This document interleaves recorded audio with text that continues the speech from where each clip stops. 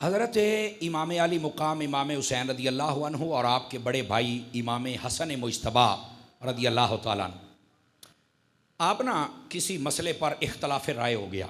इख्तलाफ राय हो जाता है, अल्लाह आपको खैर बरकत दे। इख्तलाफ राय हो जाता है, एक बंदे की होता है ये कर लें, एक का होता है ये कर लें, इख्तलाफ राय हो जाता है। लेकिन इसका ये मतलब नहीं होता कि लड़ाई हो गई, झगड़ा हो गया है। इख्तलाफ राय जब हुआ तो हज़रत इमाम हुसैन रज़ियल्लाहु अन्हु आपने ना खादिम को तलब किया।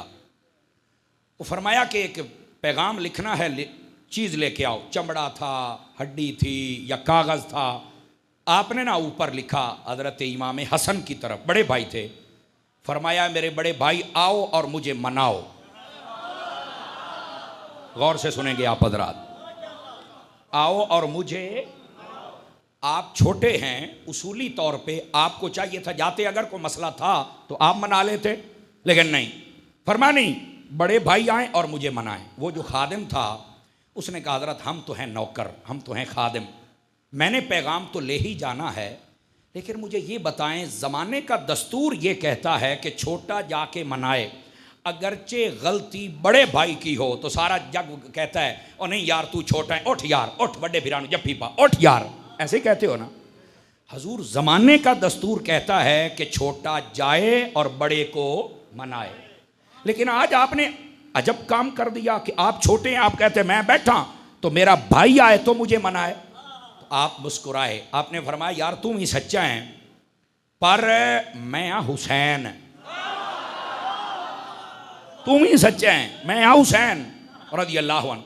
तो ये सारे दस्तूरां नूं मैं जानना। उसने कहा हज़रत मैं पैगाम ते ले ही जाना है, पर मुझे थोड़ा मुतमइन तो फरमा दें कि ये क्यों आप ऐसा कह रहे हैं, मेरे दिल को भी तसल्ली हो जाए।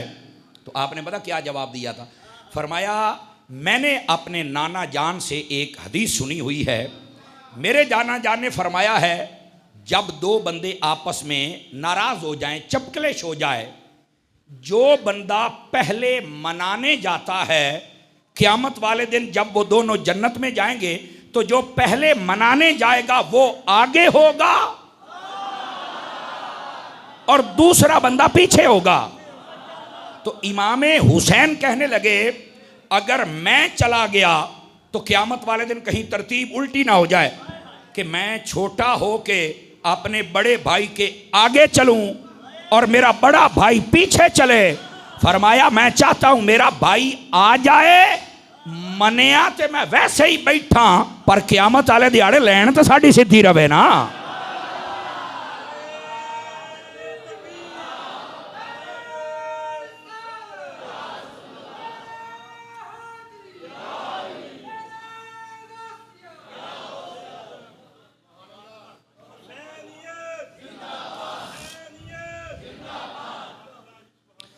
आप सुभान अल्लाह कह सकते हैं, दोबारा भी कह सकते हैं इस पे सुभान अल्लाह।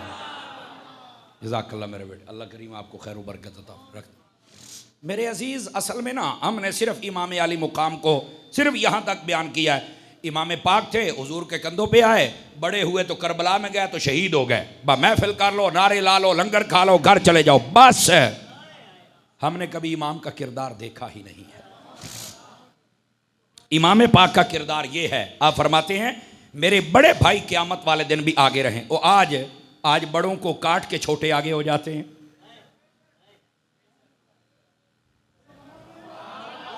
अब मैं आपको कैसे समझाऊं, उक्का ही चुप हो गए, या तो सारे बड़े बैठे हो के साथ सुन के चुप हो तो या सारे निक्के बैठे हो तुम करते ही इंज हो। विचकार वाला तो मैं नजर ही नहीं पे आਉਂਦਾ। तो मेरे भाई बस औकात ये होता है बड़े भाई ने ये नहीं किया, ये नहीं किया, ये नहीं किया। मैंने कहा और कुछ भी नहीं किया तो कम अज कम तेरा बड़ा भाई तो है ना, क्यों जहां तमाशे दिखाते हो यार। बस औकात भाई भाइयों के तमाशे दिखलाते हैं। मेहरबानी फरमाया करें यार। मेरे पीरो मुर्शिद बड़ी खूबसूरत बात इरशाद फरमाते हैं, अगर इजाज़त दें तो मैं आपको सुना दूं। सैयदी व सनदी अमीर अहले सुन्नत, जो मेरे पीर साहब हैं मदनी चैनल वाले मौलाना इलियास कादरी साहब, वो मेरे पीर हैं। और आप ऐसे इख्तलाफात के बारे में, वो दीनी हो, दुनियावी हो या घरेलू इख्तलाफ हो, उसके बारे में बड़ी प्यारी बात करते हैं। फरमाते हैं यार ज़्यादा ज़बान चलाने से बेहतर है एक चुप ते 100 सुख। नंबर एक। और नंबर दो, फरमाते जितना ज्यादा बोलेंगे ना अपनों के बारे में उतना ज्यादा नुकसान होगा। तो फरमाया भूखे रह लवे है पर अपना नुकसान नहीं करना। काश के हमें ये बात समझ आ जाए। आप देखें ना, अगर आप या मैं 3 भाई हैं या 4 हैं या 5 हैं, अगर हम लड़ेंगे तो बताओ हमारे शरीक खुश होंगे या नाराज होंगे? आप बताएं। खुश होंगे ना, तो इसका मतलब असी सीधे हो जाइए तो शरीका नूं ताड़ियां मारने का मौका ही नहीं मिलेगा। तो फिर हम मौका क्यों देते हैं? अब बात समझ आ गई आप हजरात को? इसी तरह ये जो दीनी मुआमलात होते हैं इसके अंदर भी कई मौलवी बड़े जज्बाती हो जाते हैं। अभी भी आपने देखा होगा इन दिनों के अंदर भी बड़ी बड़ी बातें चल रही हैं। तो मेरे पीरो मुर्शिद ये कहते हैं कि यार अपने कद से बड़ी बातें नहीं करनी चाहिए, बाद में जिल्लत होती है, रुसवाई होती है, क्या फायदा बातें करने का। और फिर अपनों के बारे में नहीं, गलत बात है। अगर तुझे कोई मसला नहीं समझ आया तो हम हैं ना, हमसे समझ ले। अगर तू इस लायक समझता है कि ये मसला समझा देगा तो मेरे ना गल कर, मैं तेन समझा देना। और अगर फिर भी मुतमईन नहीं होते तो यार तेरे अपने तो हैं ना, ज्यादा बोलोगे शरीक तुम्हें देखेंगे। और बसा औकात लोगों का गलत किरदार यह भी होता है, गैरों को जफियां डालते हैं और अपनों को काटना शुरू कर देते हैं। ऐ केड़ी गल होई, ऐ केड़ी गल होई भाई? गैरों को चाटते हो और अपनों को काटते हो, क्यों भाई? इसी तरह अपने भाइयों के साथ लड़ाई कर लेते हैं और अपने घर में गैर बंदे दाखिल किए हुए हैं। पूछा ये कौन है? ऐ जी मेरा भिरा बने हुआ, ओ मर रहे हैं, ओ जेड़ा 1.5 दे विचू जमे है ओ तो तेरा भिरा बनिया नहीं। तो ऐ जेड़ा पारू आया ये तो तेरा भिरा बन गया, को बंदे दा पुत्र बन यार। तो मजहबी मामलात हूं या मुल्की मामलात हूं या घरेलू मामलात हूं, अपनों के खिलाफ जबान को बंद रखा करें। आप बंद रखेंगे तो इंशाअल्लाह मसला ऑटोमेटिक हल हो जाएगा। बात समझ आ रही है आप हजरात को?